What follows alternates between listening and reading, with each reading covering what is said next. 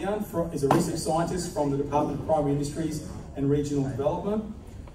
He specialises in tropical cropping, horticulture and irrigated agriculture and primary industries development. I should mention that Shahajahan is also known as the Hemp Man in DPERD, so look forward to seeing what he's talking about. And he's going to be talking on evaluating industrial hemp varieties for grain yield and qualities in WA. What is industrial hemp? What are the benefits of growing hemp? And we've heard lots of those today. And what are the important points when growing industrial hemp for grain production? And the industrial hemp trials from 2019 and 2020, and take-home messages from those. So thank you, Shahajahan.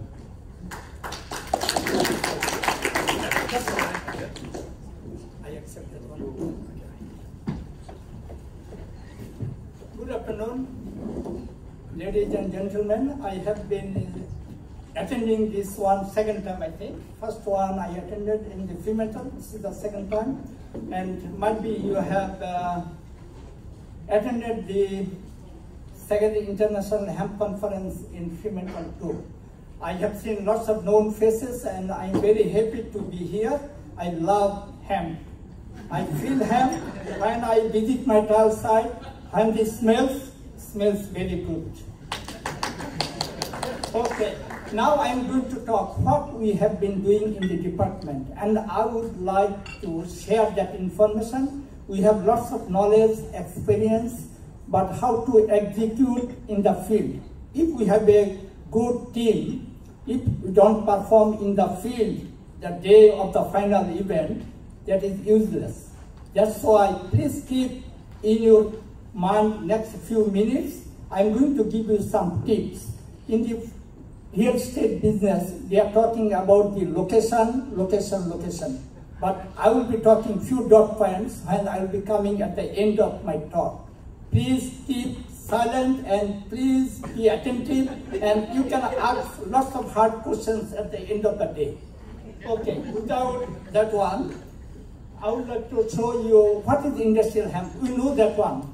And I'm very happy. Few other speakers today, they made my talk easier. Gail already put good indication, and Rob put that one, and Berman Blake, she put good help before our lunchtime. We have known lots of good things, but if we know good things, how to implement that one into our practical life? That's why the industrial hemp, we know that one. We will be talking not marijuana today, only industrial hemp. What does it mean? The THC content, it should be less than 1%. We know that one. That's why just keep in our mind when we are talking industrial hemp, it doesn't have any illicit effect. Not marijuana, which contains 3 to 30% THC content. That's why if you consume more, don't have any drug effect on that one. And it is classified as a non-drug material, and we know the benefits. We have been listening since this morning. What are the benefits out of it? I don't like to spend more time that one. And hemp and marijuana, which I mentioned to you, everybody knows those are here today. And the important points, if we are going to grow, what are the important points to keep in our mind? First one is it is relatively easy to grow, but we have to select a right property. If you have a big acreage of your property, you have to select the good one to grow hemp based on the soil pH. Hemp doesn't like the acidic soil. Please be careful. If it is acidic, avoid that paddock. Okay, go for the next one. pH 5.5 to 6 or 6.5 in calcium chloride. Do I talk fast or you can follow me? Yes. It's okay? Good. Okay, then water. This is the summer crop. Already Rob mentioned this is the summer crop. If in summer, you know the temperature ranges from 25 to even 40 degrees or beyond 40 degrees. If you put that one in the summer, they need water. Without water, we cannot grow that one during in summer. But we have to remember, they love water, not too much, okay? They don't like water loading condition. The soil which I mentioned and sowing depth, that is very critical. seed size is very small, just like canola. If you put too deep, they will not come out from the ground. They will germinate. Germinate and emergence is different. We have to, when you dig out the soil, you can see they are germinated, but they cannot come up if you put too deep. Just please remember, this is another good point to keep in a shallow, not more than 20 or 30 millimeters, okay? And the seeding rate, if we are producing for grain, I will be talking mainly for grain production, not for the fiber at this moment, okay? That's why we need 100 plants, target plant density per square meter. If we achieve 60 or 70%, we'll be laughing, but target should be far. And the seed variety selection, that is very important. If we select the wrong one, but right property, they will not give you good production. We have to invest a little bit extra money to procure seed, genetically 100% correct seed, free from disease. That is very important. We don't like to import any diseased seed in our backyard. You know the consequences if we put the diseased seed into our farm. We need lots of effort to eradicate them. We know everybody, those are in this game. And the sowing time. What's the best time to put in the seed on the ground? It depends on the location, based on our latitude and longitude. Because if we put same seed in the south and same seed in the north, they will not perform in the same rate. We have to keep in our mind that one. And that's why we are going to do a trial from the depart from September to March, which our respectable minister mentioned what we have been doing. And the insect control, disease, and weed control. Weed control, sometimes we thought we can grow without any herbicide. That is not true. Why not? Because weeds and the hemp seed will be emerging in the same time. They are lots of bigger, but they cannot compete with the weeds. Unwanted plant always suppress the wanted plants. You know that one. That's why we have to keep in our mind, we have to have the weed-free seed, weed-free property to start with. And the harvest I already mentioned. If we harvest, we have to take into consideration to dry as soon as possible. Otherwise, we are going to reduce the quality of the seed. And we have to dry them as soon as possible when we harvest. And the storage, you know, you are handling that one for a long time. And the quality. What we are trying to do, protein, oil content, 1,000 grain oil, and THC content. Always we target 0.5% less. Sometimes contaminated, they will go 0.6 or 7. Still below 1%, which is the standard for THC. And marketing. I am talking few of our colleagues today here. We would like to develop a good market.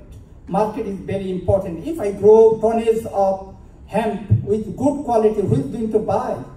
We have to have a ready-made market, domestically and internationally, but we cannot consume all. Luckily, we are 22 or 23 million people, but we have produced good tonnage of food in our country, but we cannot consume all. But beauty is Western Australia, we produce the good quality, and international buyer, they are very happy to grab our seed compared to eastern states. Those are eastern states, I don't like to put you down, but we are lucky in Western Australia, during the grain filling period, our season is very dry, and they contain less water, more protein. We have to keep in our mind.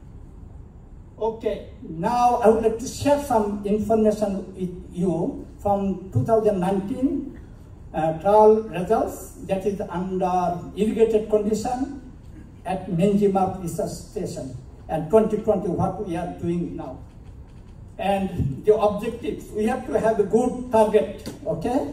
What are they? To establish and maintain this emerging industry in Western Australia. And second one, define the optimum time of seeding with a good cultivar. That's important. And next one is the seeding rate. What would be our seeding rate? I already mentioned to you that is only for grain production, not for fiber. And to inform and educate growers, those are growing, they can do a little bit fine tuning based on my presentation, okay? And next one, 2019, we have done only one trial at Menjimap with the seeding rate. We put 100, 200 and 300 target plant numbers per square meter. But 2020, we are doing a little bit different with the time of seeding, 4 time of seeding, and the 3 replications, and also seeding rate trial, we are repeating 2019, because if we are going to publish into international journal, we need at least 2 years data. That's why we are repeating that one. And the measurements, what we are doing, we collected the soil samples for the total chemical test to see what are the nutrients, and based on the nutrients, we are putting our fertilizer. Then the plant establishment count, 3 to 4 weeks after, how many? We target 100, how many we achieve? We have to know that one. Then the plant biomass, if you like to produce, might be 60 days after seeding. Then the flowering dates, those are early maturity, mid maturity, and late maturity. We have to know that one. And the plant maturity at height, and the plant cover by hand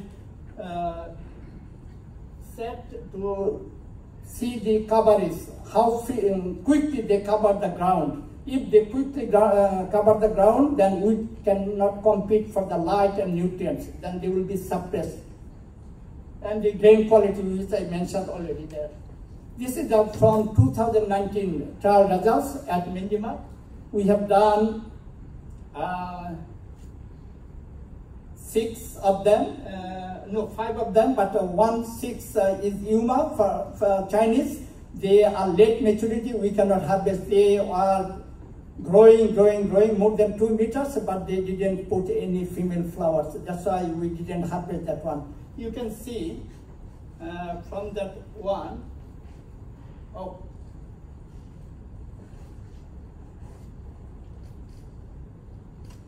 okay, 200 plants, if Fedora, it doesn't matter, 100 or 200 plants per square meter.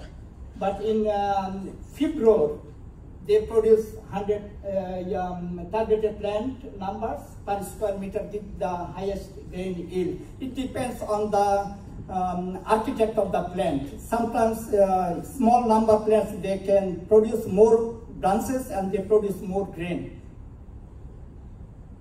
And the grain content, oil content, they are all of them greater than 25%, and that seeds were analyzed by the Hemp Center.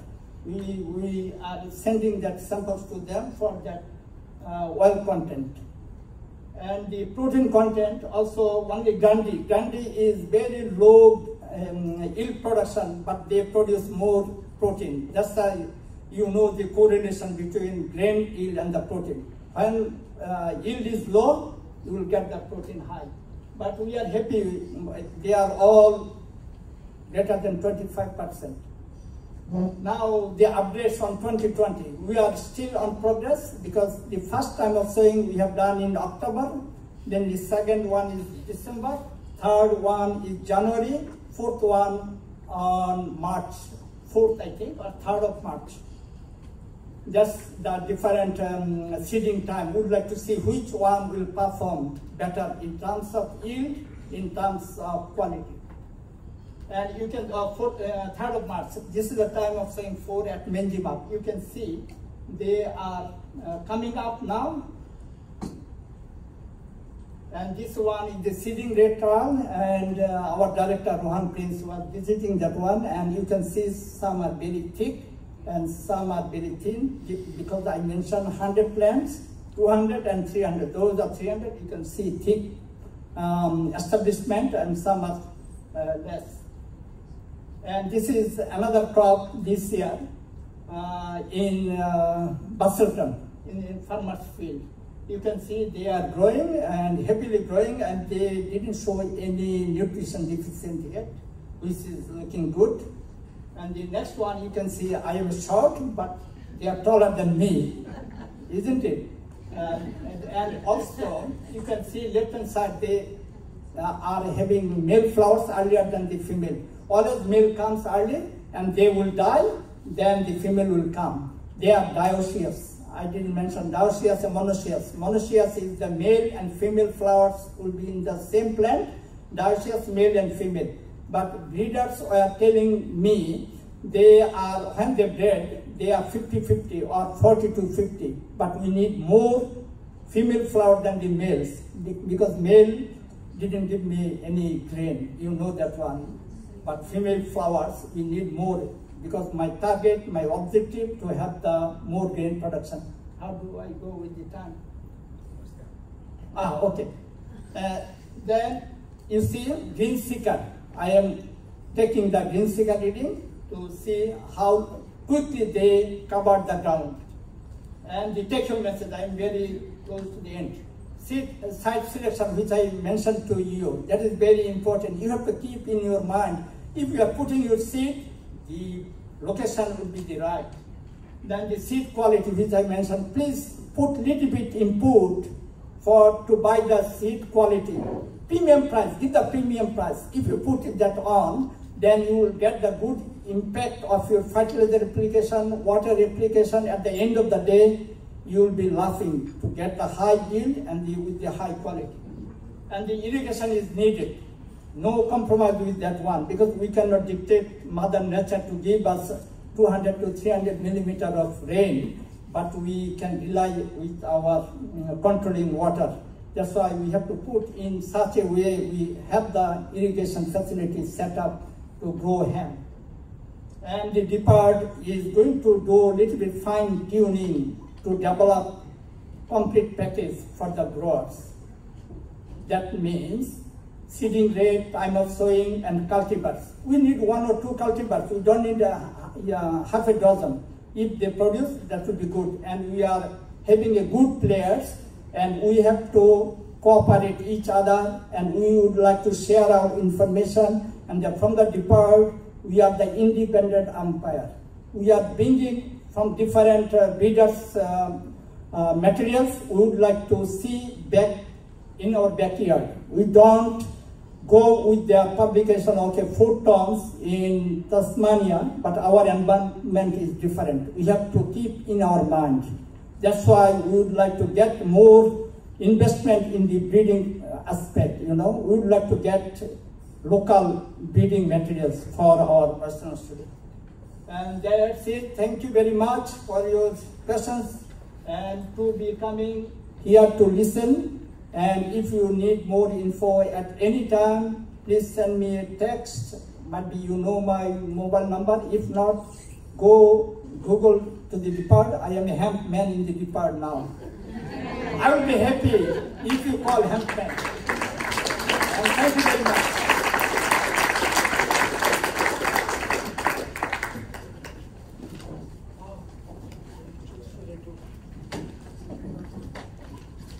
Okay, thank you to the hemp man there. Thank you.